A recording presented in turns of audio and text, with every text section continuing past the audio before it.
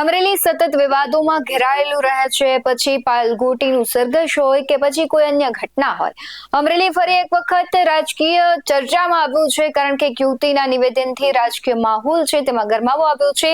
યુવતીએ ધારીના ધારાસભ્ય જેવી કાકડિયાના પુત્ર આનંદ કાકડિયા, તાલુકા ભાજપ પ્રમુખ પ્રદીપ ભાકર સામે ગંભીર આક્ષેપ કર્યા હતા અને આ મામલે તે તાલાળા પોલીસ સ્ટેશન ખાતે એફઆઈઆર કરવા જાય છે, ત્યારે પોલીસ તંત્ર એફઆઈઆર લેતી ન હોવાના યુવતીએ આક્ષેપ કર્યા છે।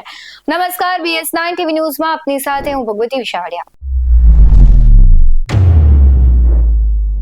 યુવતીએ ભાજપના એટલે કે જે નેતા છે પ્રદીપ ભાકર તેના પર ગંભીર આરોપ લગાવ્યો છે। ભાજપના ધારાસભ્યના પુત્ર અને તાલુકા ભાજપના પ્રમુખે મળીને યુવતી સાથે દુષ્કર્મ અને ત્યારબાદ તેણીને સ્મગલિંગ રેકેટમાં ફસાવી હોવાનો ગંભીર આક્ષેપ કર્યો છે। ખાનગી ન્યૂઝ ચેનલ પર તેણે આપેલા ઇન્ટરવ્યુમાં યુવતી આરોપ કરતા અમરેલી રાજકારણમાં ભૂકંપ આવી ગયો હોય તેવી સ્થિતિ સર્જાઈ છે। ત્યારે યુવતી આરોપ સાથે કહ્યું છે કે તે મોડલિંગ ક્ષેત્ર સાથે જોડાયેલી હતી। આનંદ કાકડિયા પ્રદીપ ભાકરે તેણીને લલચાવી દુષ્કર્મ આચર્યું અને ત્યારબાદ ફોટો વિડીયો વાયરલ કરવાની ધમકી આપી હતી।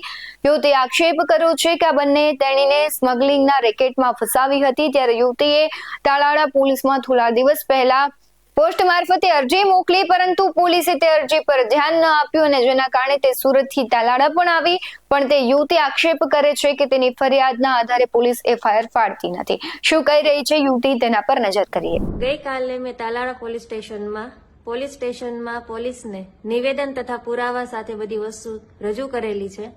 આશા રાખું છું કે આજની તારીખમાં મારી એફઆઈઆર લેવાઈ જાય અને પોલીસનું આખું ન્યાયતંત્ર મારી સાથે ઊભું રહે। વાત રહી બીજી, તો ગઈકાલે ચેનલો અને સોશિયલ મીડિયામાં અમુક પ્રશ્નો ઉઠાવવામાં આવેલા છે, તો એ બાબતે હું બધાને એટલું જ કહેવા માંગીશ કે એમાં લાઈવ ડિટેન ટેસ્ટ કરાવો પ્રદીપ ભાકરના, આનંદ કાકડિયાના, અને એ લાઈવ ડિટેન ટેસ્ટ કરાવવા હું પણ તૈયાર છું। ગઈકાલે ધારાસભ્ય શ્રી જેવી કાકડિયા સાહેબે પણ એવું કીધેલું છે કે અમે અમને ઓળખતા નથી, આનંદ કાકડિયા અમને ઓળખતો નથી, કે અમારે એની સાથે વાતચીત નથી થતી। હા, જેવી કાકડિયા સાહેબ, તમે અમને નથી ઓળખતા, અમે તમને ક્યારેય મળેલા પણ નથી, પણ તમે આનંદભાઈને તો પૂછો કે એ અમને ઓળખે છે, એણે અમારી સાથે વાત કરી છે કે નહીં। અમારી પાસે બધા પ્રૂફ છે। જો આનંદભાઈ અમને નથી ઓળખતા તો 6 જુલાઈ રવિવારે 10:18:51 મારા મમ્મી ઉપર ફોન આવેલો, તો એમણે શું વાત કરેલી? જો એ અમને ઓળખતા જ નથી તો એટલો બધો ફોન ચાલુ રાખવાનો મતલબ શું? આ તો કેટલાય બધા પ્રૂફ છે કે એમણે ફોન કરેલા છે, વાત કરેલી છે। બીજી વસ્તુ, જો એ અમને નથી ઓળખતા તો ઓફિસે બોલાવીને મારા મમ્મીને અને મારા પતિને પૈસા લેવા માટે શું કામ કહે છે? પેલા 1,40,000 આપ્યા, પછી 25,000 આપ્યા, તો શું આ પૈસા એમણે સેવા કરવા માટે આપેલા છે? આ પણ એક પ્રશ્ન છે। બીજી વસ્તુ, 750 ગ્રામ ગાંજો જે વેચ્યો છે મારા પતિએ અને પ્રદીપ ભાકરે, તો એ કોના કહેવાથી કોના માણસને વેચ્યો છે એ પણ તમે જરી કંઈક આનંદભાઈને પૂછી લેજો। આ બધા જ પ્રશ્નો અમારી પાસે ઉભા થાય છે, તો તમે આનો પણ જવાબ આપો। અને જે દિવસે હું કસ્ટમ એરપોર્ટ ઉપર પકડાણી, તો એ દિવસે મને ત્યાં કોઈ પૂછપરછ કરવામાં નથી આવેલી, ખાલી મને એટલું પૂછ્યું છે કે આ બેગમાં શું છે અને આ બેગ કોની છે। એ ટાઈમે મેં બધાના નામ પણ આપેલા હતા, આ બેગમાં શું છે મને ખબર પણ નહોતી।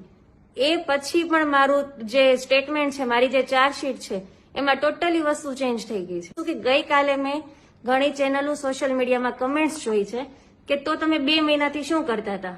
તો ભાઈ, જે છોકરી 2 મહિના જેલમાં જાય એના પરિવાર ઉપર શું વીતે એ એના પરિવારને જ ખબર હોય।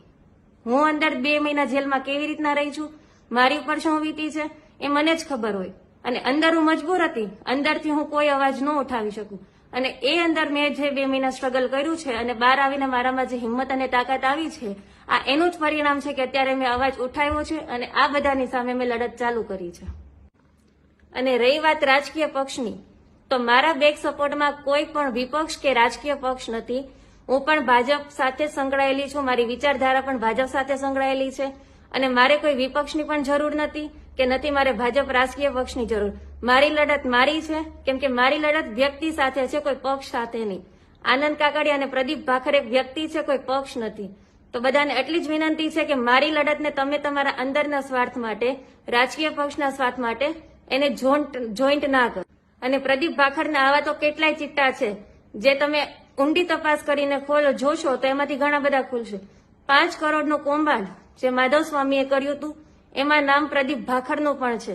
રાજકીય પક્ષના કારણે ઈ નામ એનું દબાઈ ગયેલું છે અને ઈ મેટર હજી સોલ્વ નથી થઈ.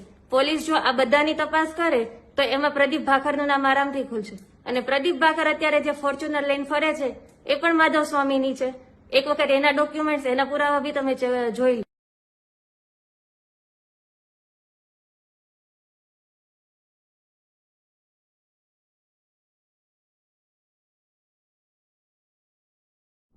પોલીસ એફઆઈઆર ન કરતી હોવાના યુવતી દ્વારા આક્ષેપ કરવામાં આવી રહ્યા છે. ત્યારે અનેક સવાલો ઉઠી રહ્યા છે કે શા માટે પોલીસ એફઆઈઆર નથી કરતી? શું ભાજપના પ્રમુખ અને ધારાસભ્યના દીકરા હોવાથી પોલીસ કાર્યવાહીમાં ઢીલ કરી રહી છે કે પછી રાજકીય દબાણ કરીને ભીનું સંકેલવાની તૈયારી છે? ત્યારે આવા અનેક પ્રશ્નો લોકમુખે ચર્ચાઈ રહ્યા છે. તમને શું લાગી રહ્યું છે? કમેન્ટ બોક્સમાં જરૂરથી જણાવજો. આવા જ વધુ અહેવાલો સાથે ફરી મળતા રહીશું. તમે અમારી યુટ્યુબ ચેનલને સબસ્ક્રાઇબ કરવાનું, અમને ફેસબુક અને ઇન્સ્ટાગ્રામ પર ફોલો કરવાનું ભૂલશો નહીં. બાકી અમને બે અપડેટ્સ મેળવવા માટે જોતા રહો BS9 TV ન્યૂઝ. નમસ્કાર.